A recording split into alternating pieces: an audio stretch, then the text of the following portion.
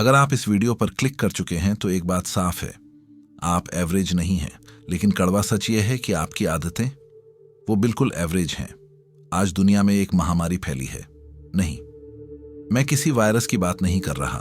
मैं बात कर रहा हूं एक दिमागी बीमारी की, जिसका नाम है मीडियोक्रिटी, यानी औसत बने रहने की बीमारी।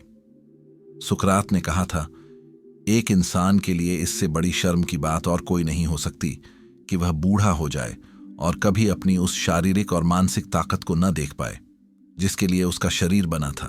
जरा सोचिए, क्या आप अपनी जिंदगी बस गुजार रहे हैं? आज हम उस झूठ का पर्दाफाश करेंगे जो आपको बताया गया है।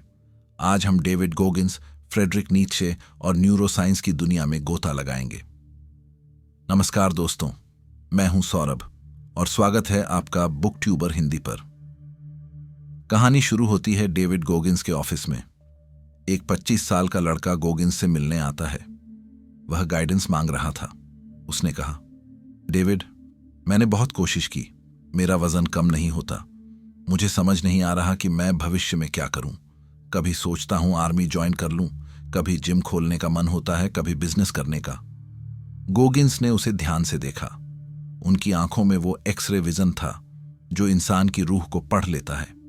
गोगिंस कहते हैं, मैंने उससे बस कुछ पर्सनल सवाल किए और 5 मिनट में मुझे सब समझ आ गया।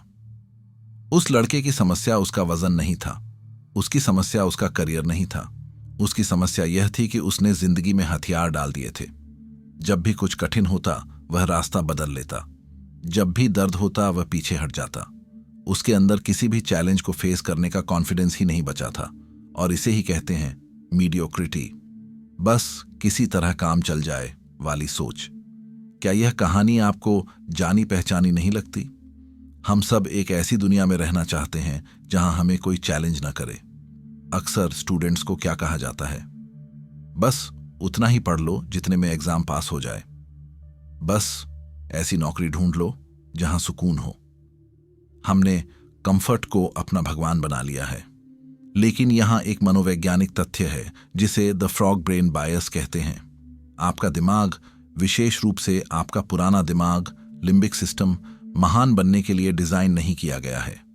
यह आपको जिंदा रखने और सुरक्षित रखने के लिए डिजाइन किया गया है। जब आप रिस्क लेते हैं, आपका दिमाग चिल्लाता है, रुको, खतरा है। जब आप सुबह 4 बजे उठना चाहते हैं, आपका दिमाग फुसफुसाता है, सो जा, बाहर ठंड है। आप आलसी नहीं हैं, आप बस अपनी बायोलॉजी के गुलाम हैं। और मीडियोक्रिटी इसी गुलामी का नाम है। और सच ये है, आप एवरेज लोगों के बीच बेस्ट दिखना चाहते हैं, इसलिए आप अपने आसपास कमजोर लोगों को इकट्ठा कर लेते हैं ताकि आपका अहंकार सुरक्षित रहे।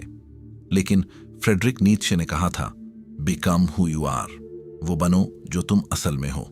और जो तुम हो वो आराम की मखमल में नहीं बल्कि संघर्ष की आग में मिलेगा। यह सिर्फ हवाई बातें नहीं हैं। स्टैनफोर्ड यूनिवर्सिटी के न्यूरोसाइंटिस्ट डॉक्टर एंड्रू ह्यूबरमैन ने हाल ही में एक खोज की है। हमारे दिमाग में एक हिस्सा होता है, anterior mid cingulate cortex. Research में पाया गया कि मोटे और आलसी लोगों में यह हिस्सा छोटा होता है और एथलीट्स और योद्धाओं में यह हिस्सा बड़ा होता है। मजे की बात यह है, यह हिस्सा सिर्फ तब बड़ा होता है जब आप वो काम करते हैं जो आप नहीं करना चाहते। जब आप मन मारकर जिम जाते हैं या ठंडे पानी से नहाते हैं तो यह हिस्सा फिजिकली बड़ा होता है। यही आपकी विल पावर की मसल है। यानी अगर आप संघर्ष नहीं कर रहे तो आपका दिमाग लिटरली सिकुड़ रहा है। तो फिर वो 1% लोग कौन हैं जो दुनिया बदलते हैं? क्या उनके पास कोई जादुई शक्ति है? नहीं, फर्क सिर्फ एक है, पेन टॉलरेंस, दर्द सहने की क्षमता। बहुत कम लोग हैं जो शीशे में देखकर खुद से कहते हैं, मुझे फर्क नहीं पड़ता कि यह संभव है या नहीं, मुझे मतलब है कि क्या मैं इसके लिए अपनी जान लगा सकता हूं। वे परिणाम के लिए नहीं बल्कि सेल्फ डिस्कवरी, आत्म खोज के लिए लड़ते हैं। गोगिंस कहते हैं, अगर आपको इन टॉप 1% लोगों के बीच रहना पड़े जो लगातार एक पर्वत के बाद दूसरा पर्वत नापते हैं, तो आप उनका साथ बर्दाश्त नहीं कर पाओगे। क्यों? क्योंकि उनके सामने आपका डर, आपका खोखलापन और आपकी बहानेबाजी नंगी हो जाएगी। उनकी आग में आपका अहंकार जल जाएगा। ध्यान दीजिए, आप अंदर से खुश क्यों नहीं हैं? क्योंकि आपके करंट सेल्फ और आपके पोटेंशियल सेल्फ के बीच बहुत बड़ा अंतर आ गया है। आप जानते हैं कि आप बेहतर कर सकते हैं, लेकिन आप कर नहीं रहे। यह जो खालीपन है, इसे भरने के लिए आप क्या करते हैं? रील्स स्क्रॉल करते हैं, जंक फूड खाते हैं, नशा करते हैं। यह सब उस दर्द को सुन्न करने के तरीके हैं जो आपकी अपनी आत्मा आपको दे रही है। अब मैं आपको उस दुनिया में ले चलता हूं जिसके बारे में डेविड गोगिंस बात करते हैं। वो दुनिया जो डर के दूसरे छोर पर है। सैन डियागो की वो सरद रात। डेविड गोगिंस ने एक पागलपन भरा फैसला लिया। बिना किसी खास ट्रेनिंग के, बिना किसी सपोर्ट क्रू के, उन्होंने 100 माइल्स 160 किलोमीटर की रेस में दौड़ना शुरू किया। 24 घंटे का लक्ष्य। शुरुआत जोश में हुई। नेवी सील की ट्रेनिंग काम आई। वो दौड़ते रहे। 12 घंटों के अंदर उन्होंने किसी तरह 112 किलोमीटर पूरे कर लिए। लेकिन फिर 112 किलोमीटर के बाद शरीर ने जवाब दे दिया। गोगिंस एक कुर्सी पर बैठ गए। उन्होंने नीचे देखा। सफेद मोजे लाल हो चुके थे। पैरों के छालों से खून रिस रहा था। जब वो वॉशरूम गए तो देखा कि वो यूरिन नहीं बल्कि खून निकाल रहे थे। किडनी फेल हो रही थी। फेफड़ों में खून भर रहा था। हड्डियां चटकने की कगार पर थीं। हर तर्क, हर लॉजिक, हर डॉक्टर यही कहता, रुक जाओ वरना मर जाओगे।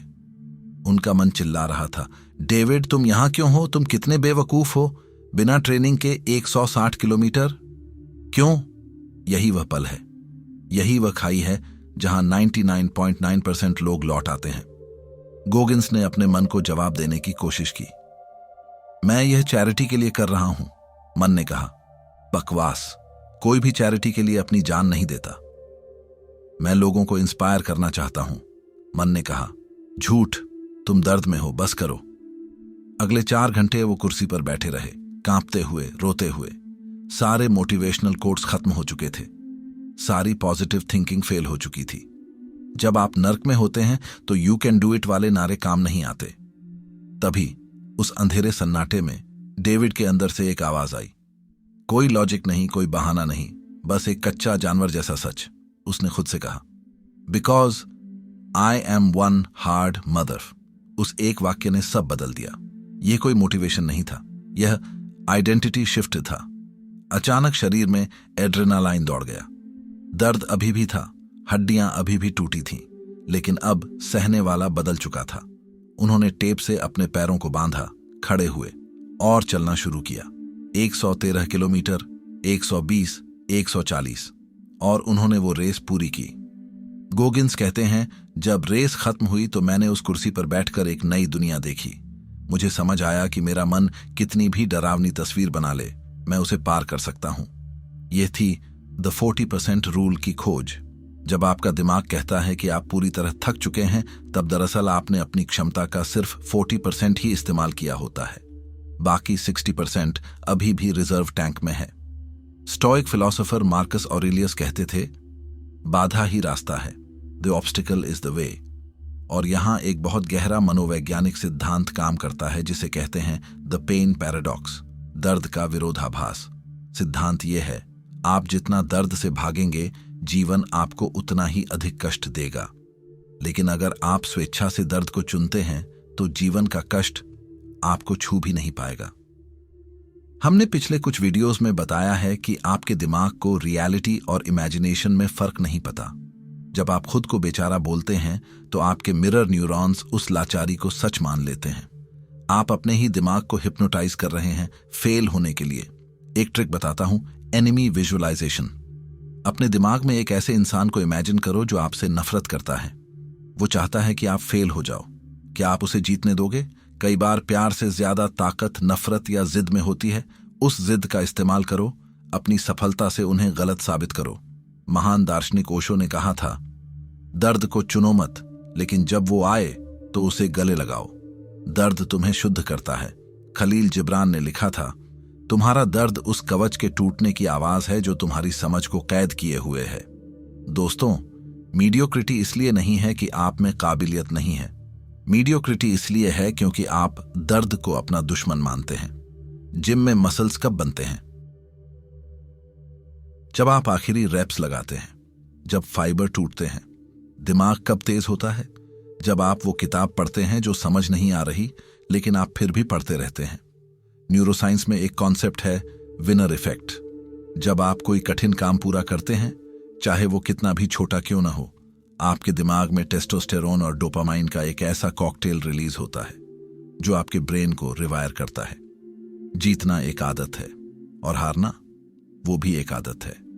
जब आप सुबह अलार्म बंद करके दोबारा सोते हैं, आप अपने दिमाग को हारने की ट्रेनिंग दे रहे हैं। तो अब सवाल है, आप इस चक्रव्यूह से बाहर कैसे निकलें? आपको लगता है कि आपको मोटिवेशन की जरूरत है? गोगिन्स कहते हैं, motivation is garbage. Motivation petrol की तरह है, जलकर खत्म हो जाता है। आपको इंजन बदलना होगा, आपको अपनी आइडेंटिटी बदलनी होगी। लोग इंतजार कर रहे हैं कि एक दिन उनके दरवाजे पर कोई गिफ्ट आएगा, कोई जादू होगा और उनका माइंडसेट बदल जाएगा। कठोर सच यह है, ऐसा कभी नहीं होगा। आपको संघर्ष करना पड़ेगा, आपको विजुअलाइज करना होगा, सपनों को नहीं बल्कि उस कष्ट को जो रास्ते में आएगा।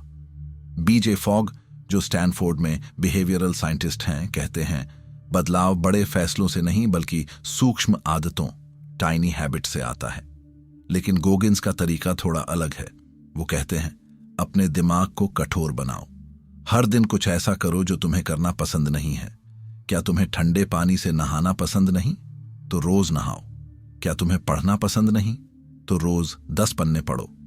क्यों? ताकि तुम अपने फ्रॉग ब्रेन को बता सको कि मालिक कौन है। क्या आप जानते हैं कि नासा जब अंतरिक्ष यात्रियों को चुनता है तो वो उनकी सफलताएं नहीं गिनता। वो यह देखता है कि वो अपनी असफलताओं से कैसे उभरे। वो ग्रिट यानी दृढ़ता ढूंढते हैं, टैलेंट नहीं। अब मैं चाहता हूं कि आप मेरी बात बहुत ध्यान से सुने। यह वीडियो खत्म होने वाला है लेकिन आपकी लड़ाई अब शुरू होगी।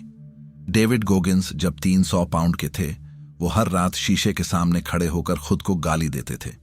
वो इसे अकाउंटेबिलिटी मिरर कहते थे। वो खुद से झूठ नहीं बोलते थे कि मैं हेल्थी हूं। वो कहते थे, तुम मोटे हो, तुम आलसी हो और तुम अपनी जिंदगी बर्बाद कर रहे हो। आपको भी आज रात यही करना है। खुद से मीठी बातें करना बंद करो। सेल्फ लव के नाम पर खुद को धोखा देना बंद करो। सच्चा सेल्फ लव यह है कि आप खुद से इतनी मोहब्बत करें कि आप खुद को एवरेज बनकर सड़ने न दें। यहां 3 स्टेप्स हैं जो आपको आज से फॉलो करने हैं। नंबर 1, द हेल येस और नो रूल।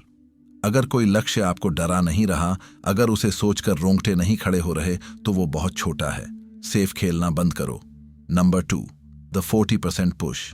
जब कल आप काम करते करते थक जाओ, जब मन कहे बस बहुत हो गया, तो याद रखना ये सिर्फ 40% है।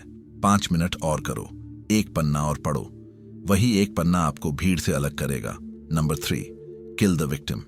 मेरे साथ बुरा हुआ, मेरे पास पैसे नहीं हैं, मेरा बैकग्राउंड खराब है। इन कहानियों को कचरे में डाल दो। आपकी समस्याएं आपकी हैं और उनका समाधान भी आप ही हैं। 1960 के दशक में वैज्ञानिक जॉन कैल्हून ने एक डरावना प्रयोग किया, यूनिवर्स 25। उन्होंने चूहों के लिए एक स्वर्ग बनाया।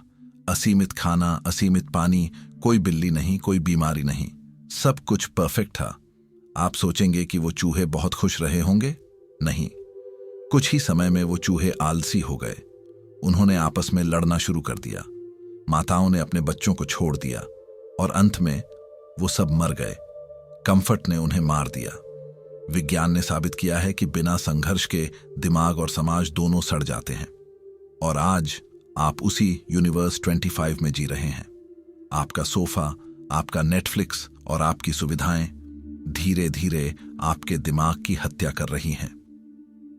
औसत बनकर आप कभी खुश नहीं रह पाओगे, क्योंकि इंसान की आत्मा विस्तार चाहती है। आराम आपको मौत की तरफ ले जाता है, संघर्ष आपको जीवन देता है। याद रखना, एक दिन यह सब खत्म हो जाएगा। जब आप अपने आखिरी बिस्तर पर होंगे तो आपके सामने 2 लोग खड़े होंगे। एक वो जो आप बन गए और दूसरा वो जो आप बन सकते थे। अगर इन दोनों अजनबियों के बीच बहुत बड़ा अंतर हुआ तो वो होगा असली नर्क। लेकिन अगर वो दोनों एक जैसे दिखे, अगर आपने अपनी पूरी क्षमता को निचोड़ लिया, तो वो होगा स्वर्ग। चुनाव आपका है। इस वीडियो को अभी लाइक मत करो, सब्सक्राइब भी मत करो अगर आप सीरियस नहीं हो। लेकिन अगर आपके अंदर वो आग है, अगर आप उस मीडियोक्रिटी के वायरस को मारने के लिए तैयार हो, तो कमेंट बॉक्स में जाकर अपनी उपस्थिति दर्ज कराओ। सिर्फ अपना शहर या स्टेट लिखो जहां से आप यह वीडियो देख रहे हो। देखते हैं कि भारत और दुनिया के किस कोने में वो 1% शेयर छिपे बैठे हैं। अपनी पहचान छोड़ जाओ, क्योंकि एवरेज लोग कमेंट नहीं करते, वो बस स्क्रॉल कर देते हैं। बहुत बहुत धन्यवाद।